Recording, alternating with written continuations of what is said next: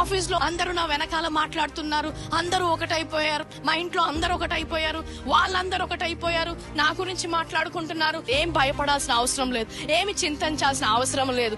యెషయా 54 అదే 54:15 వచనంలో, జనులు గుంపు కూడినను వారు నా వలన కూడరు, నీకు విరోధముగా గుంపు కూడువారు నీ పక్షపు వారగుదురు. ఆమేన్.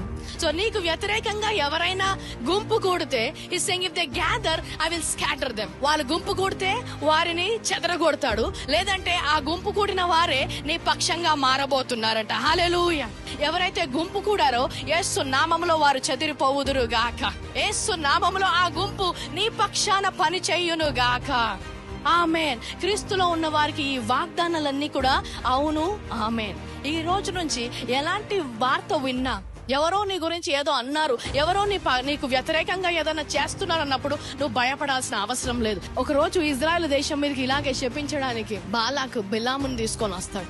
వారిని ఏదో ఒకటి చేసి శపించు అని చాలా ప్రయత్నిస్తాడు. ఇక్కడి నుంచి ప్రయత్నిస్తాడు, అక్కడి నుంచి ప్రయత్నిస్తాడు, ఆ కొండెక్కి ప్రయత్నిస్తాడు, ఎన్ని రకాలుగా ప్రయత్నించి ఆఖరికి ఏమంటాడంటే, ఏ దేవుడు దీవించిన వారిని నేను శపించలేను అంటున్నాడు. ఆమేన్. నీకు వ్యతిరేకంగా ఎవరు ఏం మాట్లాడినా కూడా, నీకు వ్యతిరేకంగా ఎలాంటి ప్లాన్ వేసినా కూడా అది వర్ధిల్లదు. ఆమేన్.